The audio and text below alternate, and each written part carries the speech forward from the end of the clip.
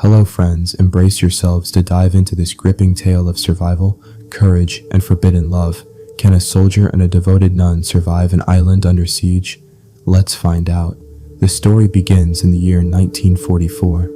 At that time, World War II was raging. The sound of gunfire echoed everywhere. In the middle of the Pacific Ocean, we see an American captain named Allison. His group had just been ambushed by Japanese soldiers. Somehow, Allison managed to escape and reach a rubber raft. For days, he drifted aimlessly across the endless ocean. Alone, he kept moving forward.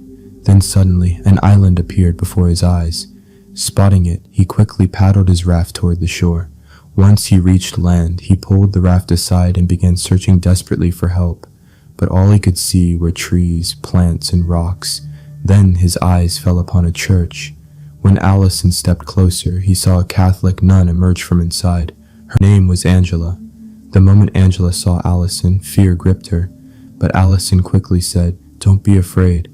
I'm American. You have nothing to fear from me." He asked her, "How many people live here?" To this, Angela replied softly, "I live here alone." Allison could hardly believe what he had just heard. Angela then led him to her shelter and offered him food. Allison asked her, "Why are you living here all alone?" Angela replied, "I came to this island with a priest. We were trying to rescue some elderly priests from the Japanese soldiers, but by the time we arrived, the Japanese were already on the island. They captured those priests and took them away with them. Seeing the chaos of war, we decided to hide here for a few days. But after some time, the priest who was with me fell gravely ill, and he passed away. Since then, I've been living here alone. My people believed the Japanese had captured me too. That's why no one ever came to save me." Allison then shared his own story with her. He said, "I'm a Marine. Japanese soldiers attacked our group, and I barely escaped with my life and somehow made it here." After that, Allison rested for a while. When he woke, he saw Angela lighting a candle and praying to God, asking for guidance. Later, the two of them went out to search for food. Allison climbed a tree, picked coconuts and fruits, and handed them down to Angela. But Allison needed something more. He needed protein. Just then he spotted a turtle in the sea.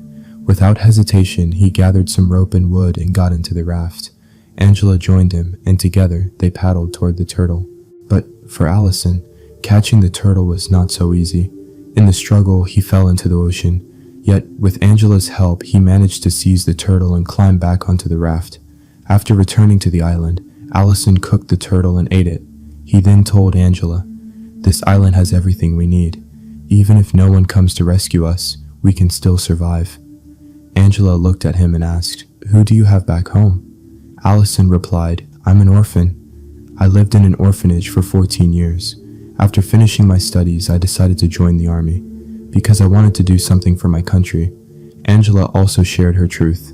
"I'm an orphan too. I have great faith in God, and that's why I chose to become a nun. It brings me peace, and it allows me to guide people onto the right path." Allison and Angela were very different from each other. Angela was calm and gentle by nature. She placed her trust completely in God and prayed regularly. Allison, on the other hand, didn't believe in God as deeply and carried a tougher, hardened attitude. The next day, Allison and Angela spotted Japanese fighter planes in the sky. Seeing this, Allison quickly pulled Angela into hiding because if they were seen, their lives would be in grave danger. Allison whispered to her, "We should stay hidden for a few days. I've found a cave. It'll be safer there." Angela agreed, and so she went with Allison to the cave, where they spent the entire day in hiding. The following morning, they were shaken by the deafening sound of bombs. Peering out from the cave, Allison saw Japanese planes unleashing a brutal bombing raid on the island. Angela trembled with fear and began praying desperately. Allison tried to steady her, giving her courage and urging her to stay calm. After a while, when the planes finally left, the two emerged from the cave. What they saw was devastating. Destruction lay all around them. Their shelter and even the church had been completely destroyed. And then came the worst blow. A squad of Japanese soldiers arrived on the island to set up a weather station. They even destroyed the very raft that had carried Allison there.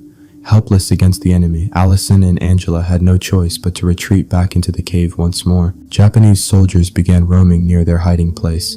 Seeing this, Allison grew alert. He told Angela to stay back while he gripped his knife, ready for anything. But the soldiers never entered the cave. They eventually moved away. At that moment, Angela turned to Allison and said, "I should surrender myself to the Japanese soldiers. I believe that, as a nun, they won't harm me. That way, you'll have a chance to escape." She added, "Besides, we don't have any food left." But Allison refused. "No," he said firmly, "we can't take that risk. They could do anything to you. We have to keep hiding."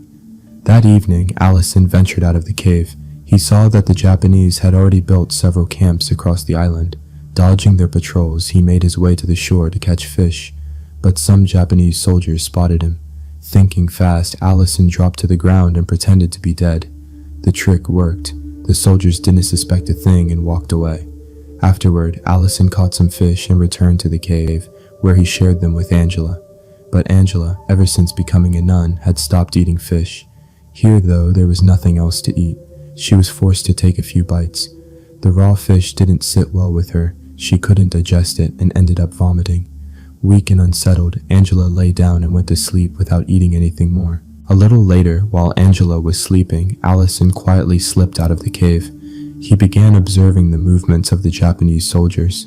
To avoid being recognized, he smeared his face with black, blending into the shadows. When the moment was right, he silently crept into their camp. There, he began filling a bag with food supplies. But just then, a soldier appeared, forcing Allison to hide in absolute silence. He couldn't risk moving. There was no chance to escape. The situation grew dangerously tense, leaving Allison trapped in the camp for the entire night. By morning, when all the Japanese soldiers were busy with their training exercises outside the camp, Allison carefully slipped away with the bag of food. He moved quietly, unnoticed, and hid at a safe spot. Meanwhile, Angela woke up in the cave and found Allison missing. Panic gripped her. Terrified, she thought he had been killed, and she broke down crying. But soon, Allison managed to make his way back to the cave, evading the soldiers along the way. When Angela saw him alive and unharmed, relief flooded her heart. She was overjoyed. Allison told her, "I went into the camp to get food." But Angela became angry with him. She said, "You left without telling me, and I was terrified." Then Allison said, "I won't do that again from next time." The next day, Allison gifted Angela a flower and a comb, and seeing them made her happy.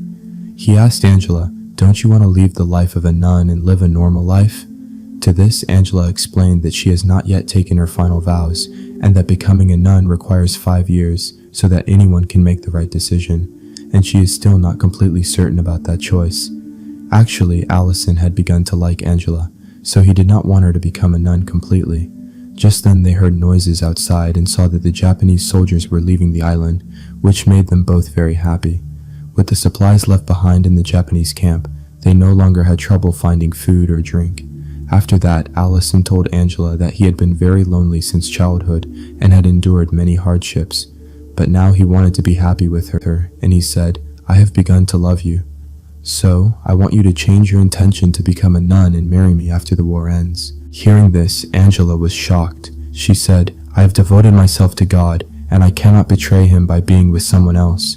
These words brought deep sorrow to Allison, but he softly replied, "If my words have hurt you, please forgive me."